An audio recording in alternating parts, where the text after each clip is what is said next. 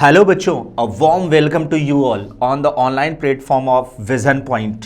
Anise Vision Point. मैं भूल जाता हूँ बार बार यार, परेशान मत हो ना, सब लोग वैसे ही हैं क्योंकि आप लोग तो बार बार उस चीज़ को देख ही रहे हो। और मज़ेदार बात, मैं केडी सर, मैंने पहले ही कहा कि मैं आपका फिजिक्स मेंटोर आपको एक बार फिर से वेलकम करता हूँ।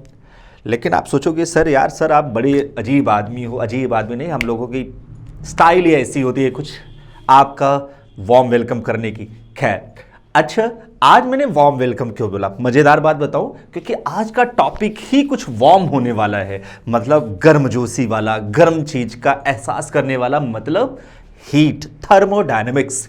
इसी वजह से मैंने वार्म वेलकम किया था, क्योंकि ठंडी बहुत है, थोड़ी सी गर्मी आपको देनी होगी, तो वार्म वेलकम के लिए हीट की रिक्वायरमेंट होगी, राइट। तो बिना कुछ डिस्कस किए हुए हम लोग पढ़ने जा रहे हैं हीट।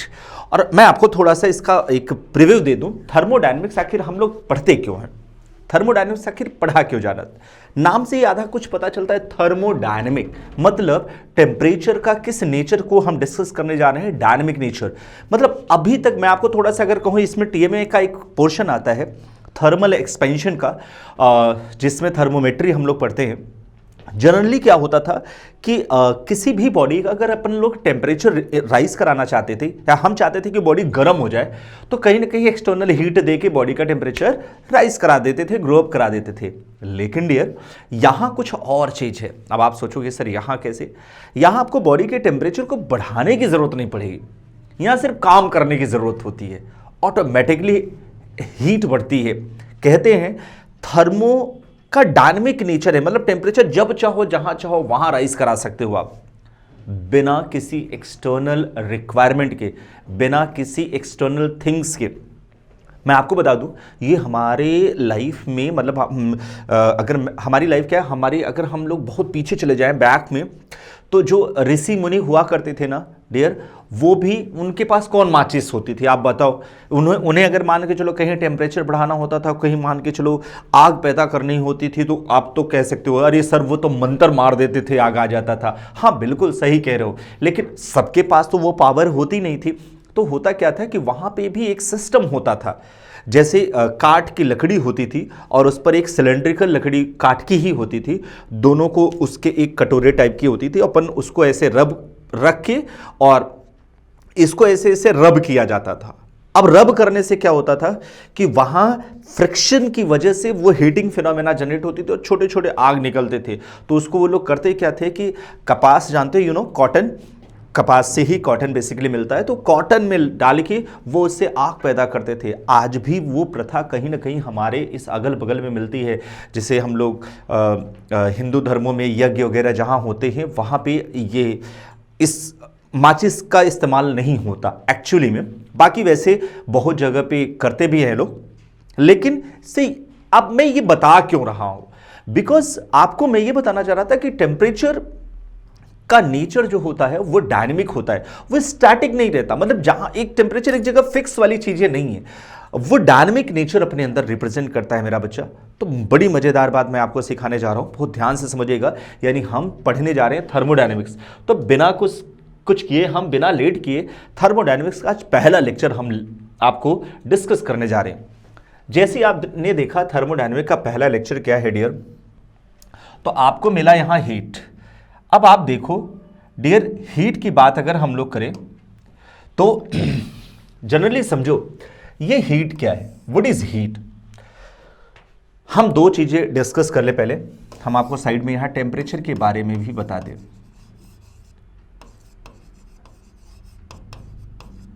व्हाट इज टेम्परेचर, पहले ये समझा दें।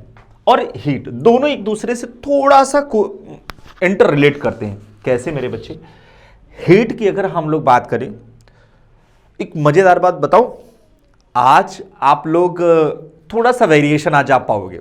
जैसे मान के चलो मैंने कहा कोई चीज, अरे सर ये बहुत हीट है, तो दिमाग में एक आइडिया क्या आता है कि यार बहुत गर्म होगा।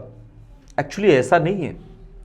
अगर मैंने बोला ये बहुत हीट है, इसका मतलब वो ठंडापन भी हो सकता है। एग्जैक्टली हीट का मतलब डियर कहीं से गर्मपन का होता नहीं। हीट इज द फॉर्म, इसीलिए डेफिनेशन दी जाती है कि heat is the form of energy which provide us sensation of hotness और कोल्डनेस। मतलब हीट एनर्जी का एक ऐसा फॉर्म है डियर जो हमें हॉटनेस या कोल्डनेस का सेंसेशन देती है, जो हमें ये रियलाइज कराती है कि बॉडी हॉट है या कोल्ड।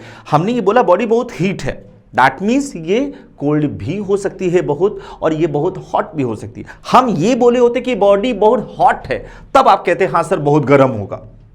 तो व्हाट इज हीट? तो बेसिकली आप ये कहोगे कि it is the form of energy which provide us sensation of hotness और कोल्डनेस। दो वर्ड बोल रहा हूं, हॉटनेस, कोल्डनेस। समझ में आई बात? और जबकि यही टेम्परेचर क्या है, तो इसी हॉटनेस या कोल्डनेस का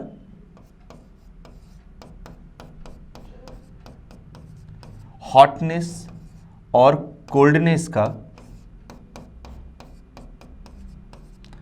मेजरमेंट है।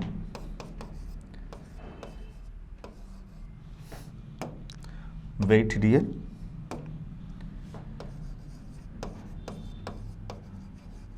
Measurement in degree. डिग्री मतलब temperature is the measurement of heat in terms of degree. वाह, क्या मजा आया चीजों को समझ में कि ये एक सेंसेशन है जो बॉडी के गर्मपन या ठंडेपन का एहसास कराती है। मैंने आपसे कहा गर्मपन, वाह, बहुत जरूरत होती है इसकी ठंडियों में, और ये होता है ठंडापन।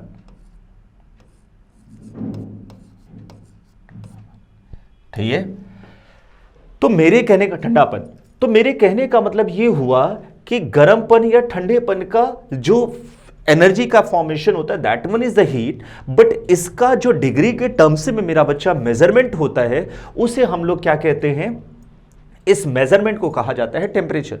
और खैर हीट की जो यूनिट होती है डियर वो कैलोरी में मेजर होती है, कुछ लोग इसे जूल में भी करते हैं। और 1 kilo calorie is equal to होता है 10⁻³ calorie. 1 calorie is equal to होता है 4.18 जूल। डियर 1 कैलोरी को अप्रॉक्सीमेटली 4.2 जूल भी कहते हैं। इसको मेजरमेंट में कर सकते हैं हम लोग, इस तरीके से इसके डिफरेंट टाइप्स के मेजरमेंट होते हैं। डियर मैं आपको बात बताऊं, टेम्परेचर की जो मेजरमेंट होती है इसकी बेसिक टर्मिनोलॉजी मैं आपको सिखा दूं। टेम्परेचर को किस किस फिनोमेना में मेजर किया गया है मैं आपको बता देना चाहूंगा थोड़ा सा। इसे सेल्सियस में डियर, इसे डिग्री सेल्सियस, केल्विन, फ़ारेनहाइट और र्यूमर, 3 अलग अलग तरीके का मेजरमेंट होता है। डिग्री सेल्सियस में 2 point, freezing point, boiling point, याद रहे। फ्रीजिंग पॉइंट 0 डिग्री सेल्सियस का होता है, बॉइलिंग पॉइंट 100 डिग्री। इसमें 273.15 केल्विन और इसमें 373.15 केल्विन। फ़ारेनहाइट में 32 डिग्री फ़ारेनहाइट और boiling point 212 degree Fahrenheit. Rumour में ये 0 डिग्री र्यूमर और ये होता है 80। ये याद रहे। और इन सब का जो मेजरमेंट हुआ डियर वो वाटर को बेस मान के किया गया है, ये दिमाग में रखे रहना। मतलब इसका बेस पॉइंट क्या है, वाटर की फ्रीजिंग, मतलब ये सारा एप्लीकेशन जो टेम्परेचर का हुआ है वो वाटर के लिए हुआ है। तो ये चीजें आपको थोड़ा सा जानकारी आपको रखनी जरूरी होती है फॉर टेम्परेचर, ये दिमाग में रखे रहना। ठीक, तो इसका मेजरमेंट होता है थर्मोमेट्री में, आप ये चीजें पढ़े होगे और जाने भी होगे।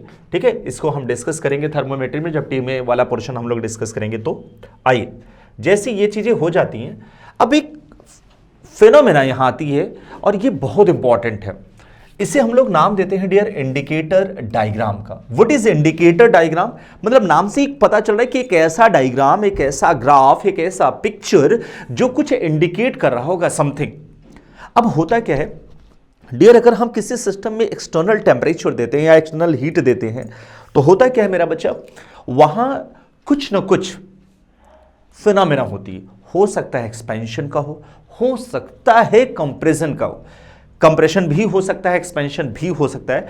तो बेसिकली क्या हुआ कि बहुत ध्यान से देखना, प्रेशर एंड वॉल्यूम ग्राफ, मतलब जब हम प्रेशर का वॉल्यूम के साथ टेम्परेचर की फिनोमेना पर प्रेशर और वॉल्यूम के अंदर वेरिएशन फाइंड आउट करते हैं, this graph is indicate how pressure of a system varies. Word समझना, प्रेशर, पहली बात तो प्रेशर ये दिमाग में रखना है, वेरी करे विद रिस्पेक्ट टू वॉल्यूम, मतलब प्रेशर वॉल्यूम के साथ कैसे वेरी करता है डियर।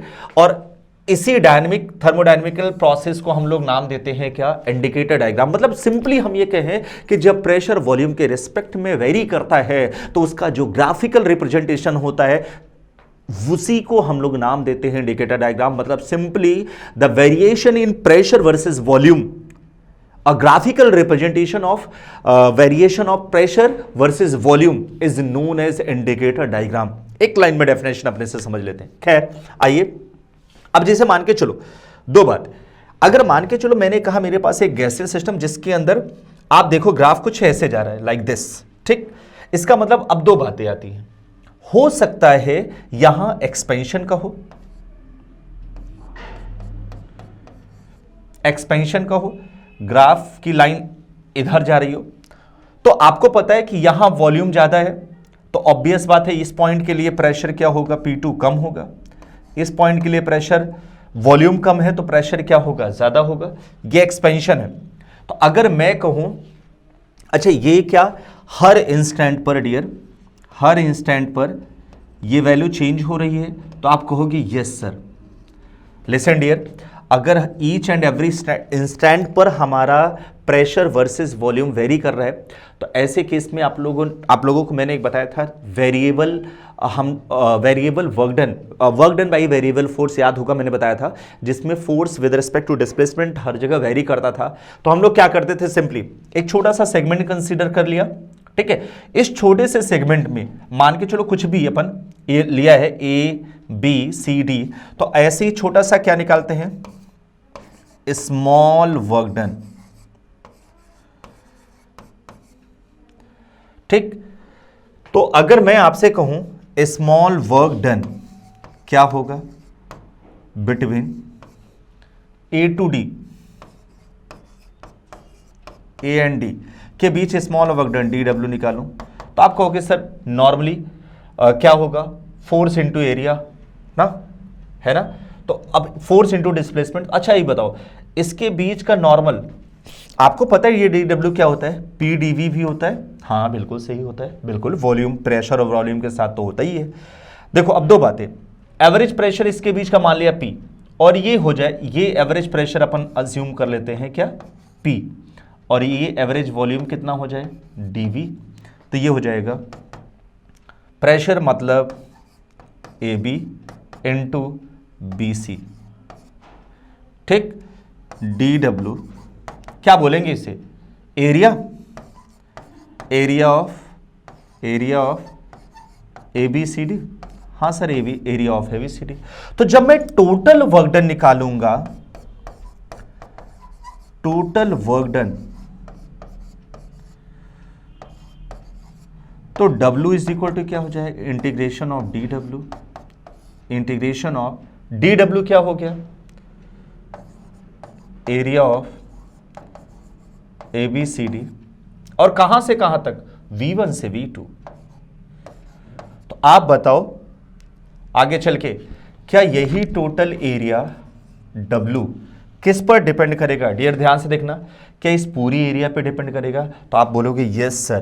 तो यहां हो जाएगा area of P1 P2 V2 V1 P1। देखो ध्यान से देखना, मैं बता रहा हूं आपको, ये है P1 P2 V2 V1 P1, ये पूरा मतलब ये जितना एरिया होगा उस पर डिपेंड करेगा। अच्छा ये तो एक्सपेंशन का हुआ डियर, पता है ये टोटल वर्क डन जो आया इन एक्सपेंशन आया, क्योंकि ये वर्क डन का नेचर कैसे था, पॉजिटिव, और पॉजिटिव होगा तो वर्क डन इन एक्सपेंशन होगा। लेकिन मेरा बच्चा अगर यही चीज कंप्रेशन में हो जाए तो, मतलब अगर ये मैं V2 करूं मेरा बच्चा, ये V1 कर दूं, ध्यान से समझिए मेरी बात को, ये P2 कर दो, ठीक, x। अब ये क्या हो रहा है, compression.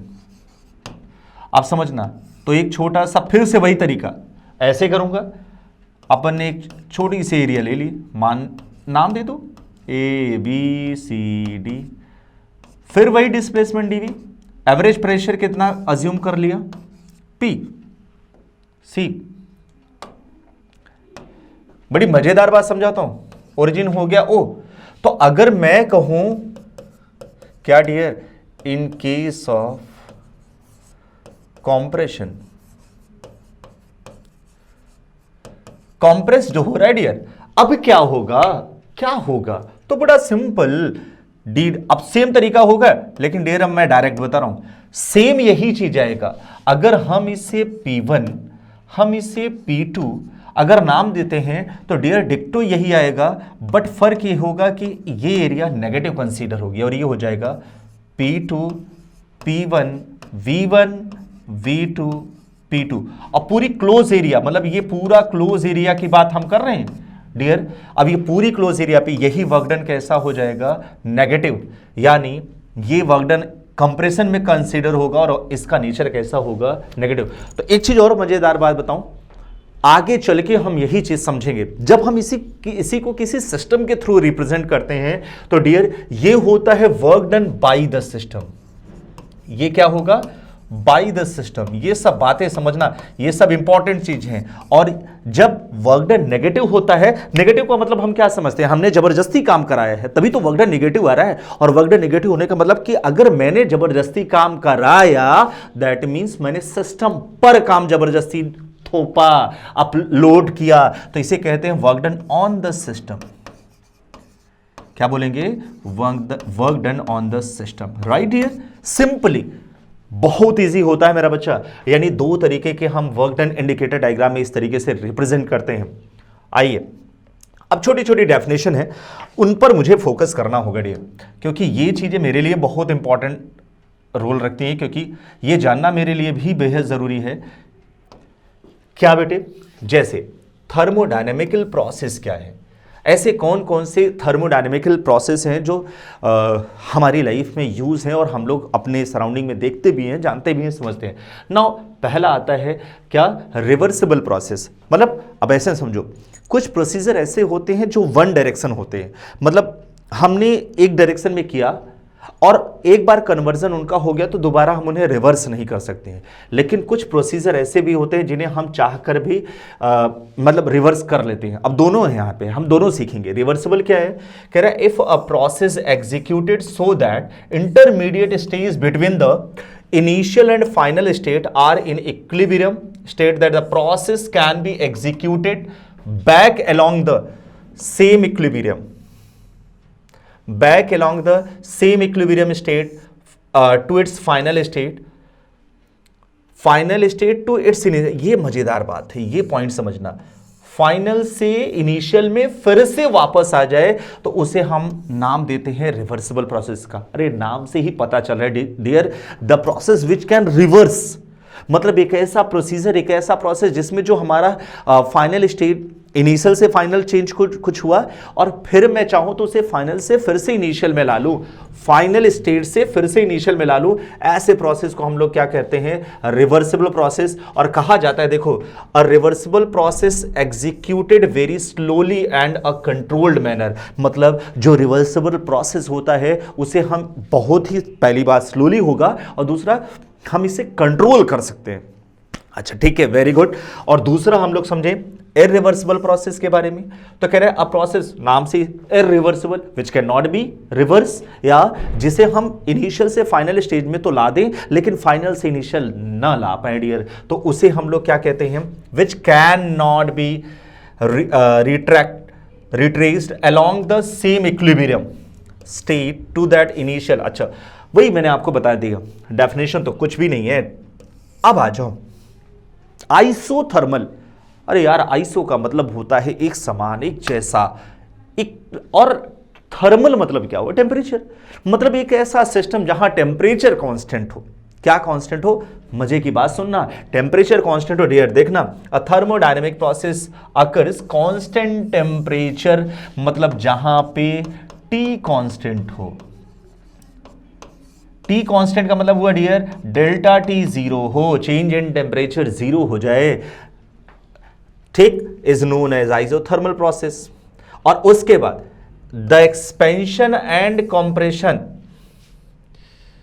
Dear, the expansion and compression of a perfect gas in cylinder made is perfectly conducting. अच्छा, मतलब वो ये कह रहा है चाहे किसी भी सिलेंडर के अंदर हमें एक्सपेंशन दिखाना हो और चाहे कंप्रेशन दिखाना हो, तो सबसे पहली बात मैंने कहा ना कि आर आइसोथर्मलिक प्रोसेस, मतलब इनमें वॉल हमेशा आइसोथर्मलिक प्रोसेस पर रन होंगे, मतलब इनकी कंडक्टिंग वॉल। खैर, समझ में आ गया ना सर? बहुत सिंपल से कि एक ऐसा सिस्टम जिसमें हम टेम्परेचर को कांस्टेंट रखें, उसमें चाहे आइसोथर्मलिक कराएं, चाहे मतलब प्रोसीजर में चाहे एक्सपेंशन कराएं, चाहे कंप्रेशन कराएं, दोनों टेम्परेचर को कांस्टेंट रखें। अभी थोड़ी देर पहले इंडिकेटर डायग्राम अपन वैसा डिस्कस किए थे, ठीक।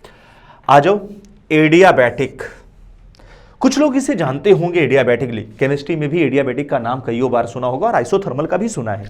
एडियाबैटिक का मतलब ये होता है कि there were no exchange of heat between system and surrounding.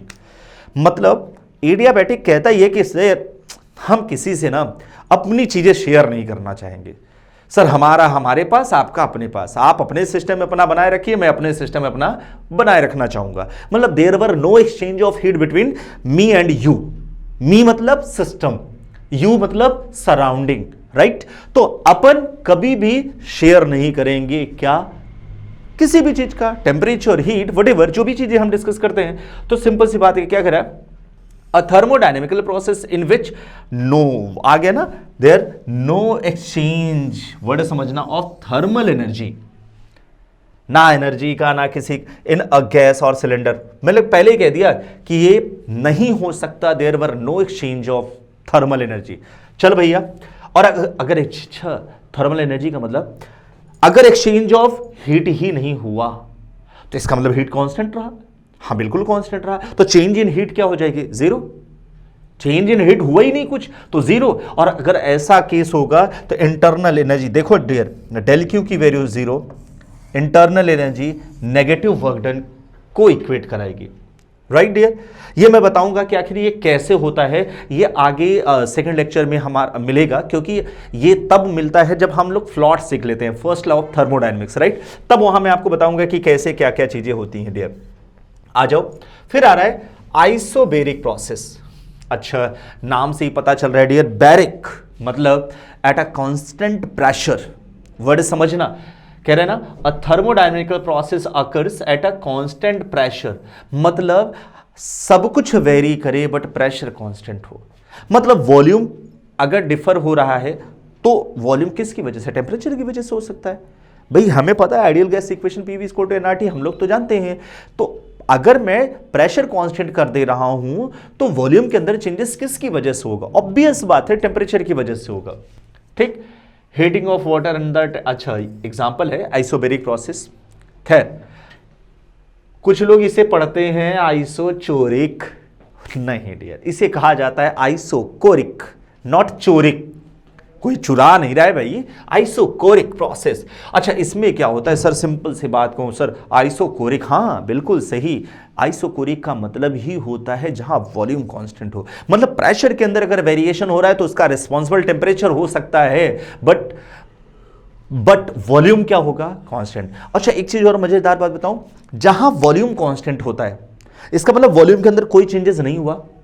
हाँ बिल्कुल नहीं हुआ। अभी थोड़ी देर पहले मैंने, याद होगा, मैंने एक ऐसा वर्ड लिखा था, क्या, sorry, d W is equal to P d V, याद है ये लिखा था? आप बोलोगे हाँ सर लिखा तो था। तो जब वॉल्यूम कांस्टेंट हो जाएगा तो क्या चेंज इन वॉल्यूम हुआ क्या डियर? इसे हम ऐसे भी लिख सकते हैं, पता है कि नहीं, delta W is equal to P delta we.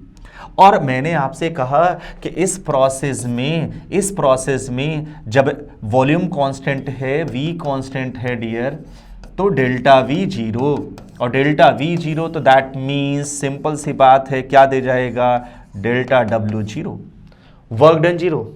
ये देखिए, work done zero, right dear, और वर्क डन 0 होगा तो जितनी भी हम हीट प्रोवाइड करेंगे पता है वो सिर्फ सिस्टम की इंटरनल एनर्जी बढ़ाने में खर्चा हो जाएगा। सिर्फ जैसे हम गाड़ी स्टार्ट कर लें और गाड़ी हमारी बालू में फंस जाए और खूब हम एक्सीलेटर चलाएं, सर अगर गाड़ी हमारी बाहर ही नहीं निकल आएगी तो वर्क डन क्या हुआ? 0।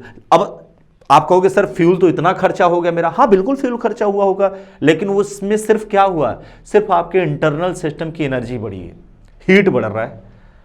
तो बिल्कुल सही, यानी आपका डेल क्यू आपके थ्रू प्रोवाइड हीट सिर्फ इंटरनल एनर्जी के अंदर चेंजेस लाने में खर्चा।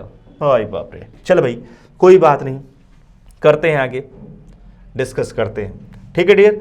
तो ये छोटा सा टॉपिक, छोटी सी चीज़ें, कुछ बहुत चीज़ें भी मैंने आपको डिस्कस की, इसको एक बार आप लोग अच्छे से समराइज कर लीजिएगा। और हाँ, ये चीज़ें जितनी भी चीज़ें मैंने आपको यहाँ पे बताई हैं डियर, इन सबको थोड़ा सा आप नोट कर लीजिएगा कहीं ना कहीं। देखो ये सारे डेफिनेशंस एक जगह एक कॉपी में नोट कर लीजिएगा, ये सारी चीज़ें नोट कर लीजिएगा 1 by 1। और उसके बाद अगर आपको कोई डाउट होता है तो आप बेझिझक मेरे चैनल पर जाके, ठीक है, पहली बात तो चैनल को जो जो सब्सक्राइब नहीं किए हैं वो सब्सक्राइब जरूर कर लेंगे, और फिर आपको दिए गए नंबर पर आप कॉल करें अपनी क्वेरीज, या www.visionpoint.nis.co.in पर आप मेल कर सकते हैं, सर्च आउट कर सकते हैं, व्हाटएवर। अब धीरे धीरे सारी चीज़ें आपको वहाँ पे मिलने लगेंगी, और फिर मिलते हैं आपको नेक्स्ट लेक्चर में। Thank you so much.